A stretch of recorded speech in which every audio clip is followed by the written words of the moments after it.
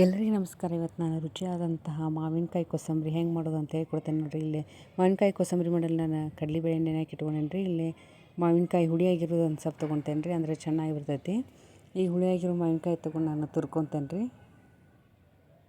ಸರಿಯಾಗಿ ತುರ್ಕೋಬೇಕು ನೋಡಿರಿ. ಸ್ವಲ್ಪ ಯೆಲ್ಲೋ ಕಲರ್ ಆಗೈತೆ, ಆದರೂ ರುಚಿ ಬರ್ತದೆ ನೋಡಿರಿ ಅದು. ಈ ಮಾವಿನಕಾಯಿ ನಿಮ್ಗೆ ಎಷ್ಟು ಬೇಕು ಅಷ್ಟು, ಹುಳಿ ಎಷ್ಟು ಬೇಕಲ್ಲ ಅಷ್ಟು ತುರ್ಕೋಬೇಕು ರೀ. ಹುಳಿ ಇದ್ದಿದ್ದು ಮಾವಿನಕಾಯಿ ಆದ್ರೆ ಕೋಸಂಬರಿ ಚೆನ್ನಾಗಿರ್ತೈತಿ.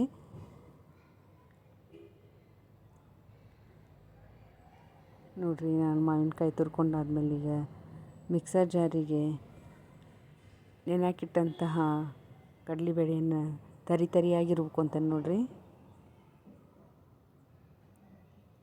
ಇಷ್ಟು ತರಿ ಆದರೆ ಇದ್ದರೆ ಸಾಕು.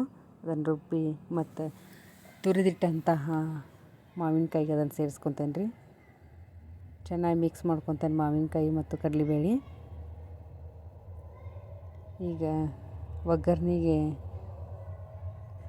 ನೋಡಿರಿ, ಈಗ ರುಚಿಗೆ ತಕ್ಕಷ್ಟು ಉಪ್ಪು ಸೇರಿಸ್ಕೊಂಡ್ಬಿಡ್ತೇನೆ ನಾ. ಈಗ ಇಲ್ಲಿ ಒಗ್ಗರಣೆಗೆ ಒಂದು ಬಾಣಲೆ ಕಾಯಕ್ಕಿಟ್ಟೇನಿ. ಅದಕ್ಕೆ ಈಗ ಒಗ್ಗರಣೆ ಉಳ್ಳಾಗಡ್ಡಿ, ಕರಿಬೇವು ಮತ್ತು ಮೆಣಸಿನ್ಕಾಯನ್ನು ಕಟ್ ಮಾಡಿಟ್ಟಿದ್ದೀನಿ ರೀ.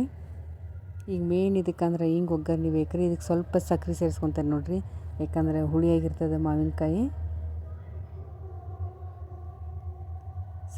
ಸಕ್ಕರೆ ಸೇರಿಸ್ಕೊತೇನೆ ರೀ. ಇಲ್ಲಿ ಆಲ್ರೆಡಿ ಕಾಯಕ್ಕಿಟ್ಟೇನಿ. ಇದಕ್ಕೆ ಜೀರಿಗೆ, ಸಾಸಿವೆ, ಕರಿಬೇವು, ಮೆಣಸಿನ್ಕಾಯಿ ಮತ್ತು ಉಳ್ಳಾಗಡ್ಡಿ, ಇಂಗು ಮೇನ್ ಅಂದ್ರೆ ಇಲ್ಲಿ ಹಿಂಗೆ ಒಗ್ಗರಣೆ ಹಾಕ್ಬೇಕು ರೀ ನಾವು, ಅಂದ್ರೆ ಭಾಳ ರುಚಿಯಾಗಿರ್ತೈತಿ ಕೋಸಂಬರಿ.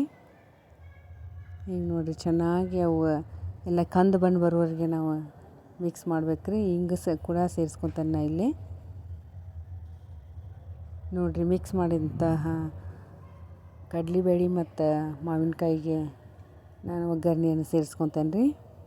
ಚೆನ್ನಾಗಿ ಮಿಕ್ಸ್ ಮಾಡಿದ್ರೆ ರುಚಿಯಾದಂಥ ಮತ್ತೆ ತಿನ್ಬೋದಾದಂಥ ಮಾವಿನಕಾಯಿ ಕೋಸಂಬರಿ ರೆಡಿ ಆತ್ರಿ. ನೀವು ಒಮ್ಮೆ ಎಲ್ಲರೂ ನಿಮ್ಮ ಮನ್ಯಾಗ ಮಾಡಿ ನೋಡಿರಿ. ಬಾಲಶಂಕರ್ ರೆಸಿಪೀಸ್ ನೋಡುತ್ತಿರೋ ಎಲ್ಲರಿಗೂ ತುಂಬ ಹೃದಯದ ಧನ್ಯವಾದಗಳು.